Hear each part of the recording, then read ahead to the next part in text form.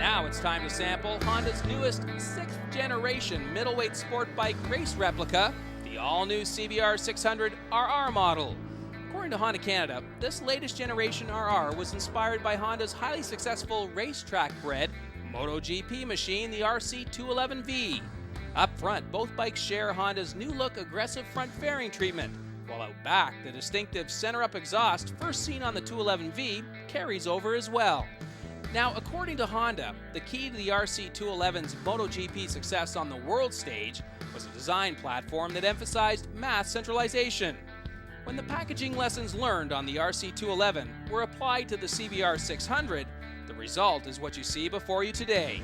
A middleweight sport bike with an all-new, dual-stage fuel-injected inline-4 that's shorter, narrower, higher revving. That compact power plant was then mounted in a new generation frame that boasts a unique Unit Pro Link swing arm.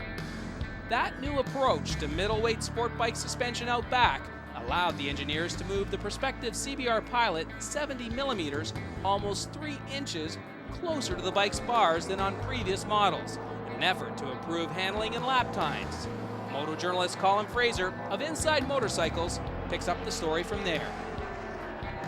The first thing that Honda talks about, because it's the easiest way to start the story, is repositioning the shock. It's moved back a little bit and down, and that's because the shock basically floats off the swing arm. It's mounted only to the bottom, which means that big spar that used to go across the middle can be removed from the frame.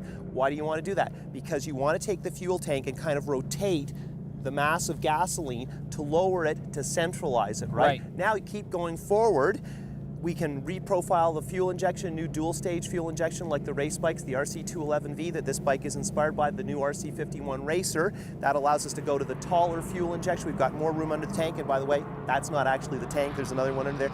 And while we're doing all of this, move the rider forward, change the balance there, centralize his mass too, and of course, although you're isolated, you can control your own balance. That weight of you on the motorcycle is a very significant part of the total weight. Right, so we've moved the rider forward almost 3 inches. We've mass centralized everything.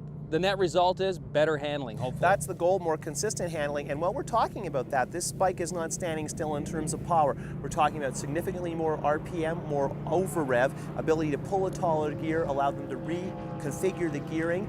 Also, the motor itself is repackaged, stacked gearbox, a lot of things that are very current in terms of race bikes. And Honda do tout this as very much the son of the factory 5-cylinder MotoGP machine, and there are a lot of hardcore racing elements in this bike, and we're not just talking about the exhaust system under the seat.